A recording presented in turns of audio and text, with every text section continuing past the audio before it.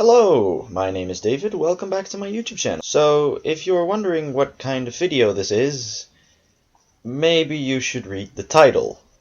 In case you didn't know, I really like the Eurovision Song Contest. Like, a lot. Like, way too much. Like, if you name a country and a year after 2005, I can tell you the name of the song that country sent that year with a 99% guarantee of it being correct. Another thing you might not have known, I live in the Netherlands. Then again, I only have like 70 subscribers and most of them know me personally, so most of them already knew both of those things, but just in case anyone is watching this who didn't know that, now you do. So last year in Tel Aviv, Duncan Lawrence won the Eurovision Song Contest for the Netherlands, meaning that this year we got to host it.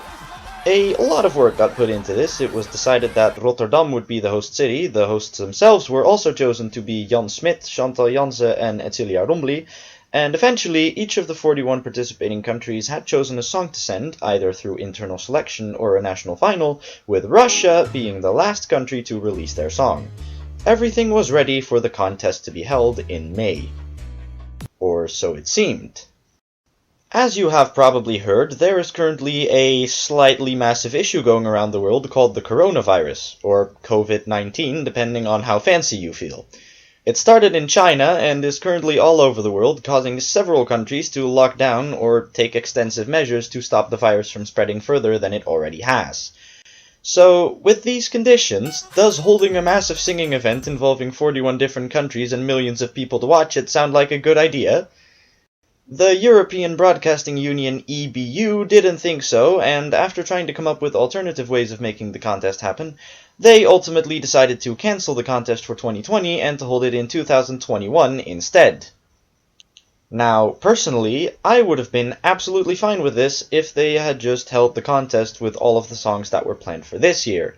However, in the rules of the Eurovision Song Contest, there is a rule stating that a song intended to be sent to the contest is not allowed to be released before September 1st of the previous year. Considering that all the songs are currently already released, and it is March, this means that all of the songs are rendered invalid for the contest in 2021. And instead of making a one-time exception to this rule, the EBU just forced every country to send in a different song. I hate that. Now, for some countries, this is a good thing. If their song scored low in the bookmakers, they know they made a terrible decision and can fabricate a better song for next year. However, the contrary is also true. Bulgaria, Lithuania, and Iceland have never won before, and all of them scored really high with the bookmakers.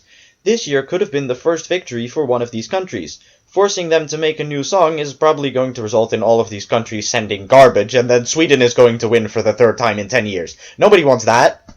Well, except for Sweden. If you have a good song, I don't think you should be forced to make a new one. Now, some countries might prefer that. In fact, Stefania from Greece already announced that she'd rather make a new song than to appear on stage with a song that's a year old. However, there is another problem. Some countries, like Portugal, Sweden, Estonia, and Albania, pick their Eurovision entry via a national final. Every year.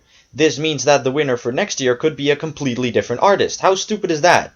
You win the national final, you get all excited to go to the Eurovision Song Contest for the very first time, except for the Mamas, and Senjit, and Sanja Vucic, and Natalia Gordienko, and I guess technically Stefania and Destiny, but then you don't get to go at all!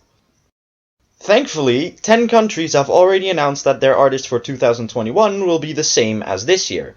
However, 6 other countries have already announced that they will just do the national final like usual. That sucks for those artists. Especially for the Estonian Uku Suviste, who had already tried twice before, in 2017 and 2019, and finally made it on his third attempt this year. He did announce that he will try again next year, and I hope for him that he wins. Also, quick side note, I just looked up the Estonian national final Eesti Laul on Wikipedia, and one of the 2012 presenters is called Titsuck. Here's what I think they should have done. Instead of forcing each country to pick a brand new song, they should have let each country decide individually whether or not they want to use the song they have picked for this year or make a new song. That way, the countries with good songs get to keep their songs, the countries with bad songs get to pick a better song, and countries like Greece that prefer a new song over an old one can do that as well. Anyway, those are my opinions on the situation. I'm sure you'd like to know my opinions on all of the songs as well, and I'll give you a few notable ones, but not all of them. Don't worry though, I probably will make a top 41 sometime soon. So going back to the bookmakers list, Croatia and Slovenia are at the bottom, and honestly, I kind of agree with that. They aren't bad songs, in fact they could have done really well if they were entered 10 years ago. Right now they just seem kind of outdated. For some reason, Belarus is in 40th place, and I don't understand that because I actually really like that song. And no, I'm not biased because the song is called Davidna, I genuinely like this.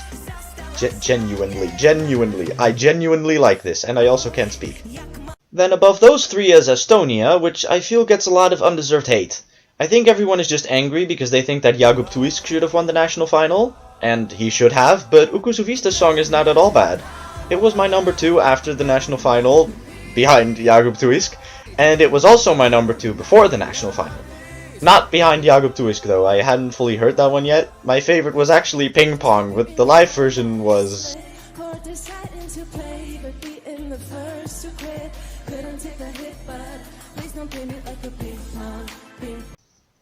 yeah. Now moving on to the top of the leaderboard, as mentioned before, there are 3 countries that have never won before: Bulgaria, Lithuania, and Iceland. And also Switzerland, but they already won twice. That song is also good though. I would have really liked one of these countries to win for the first time. Bulgaria's song has beautiful lyrics.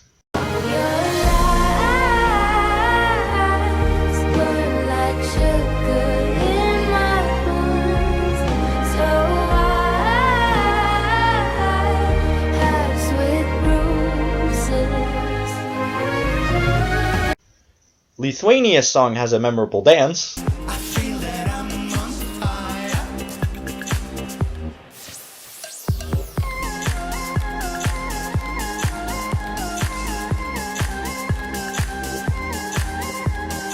And Iceland has both.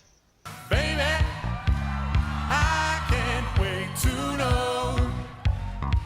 What do you think about things? Believe it, I will always be there, so you can't tell me anything and I'll listen.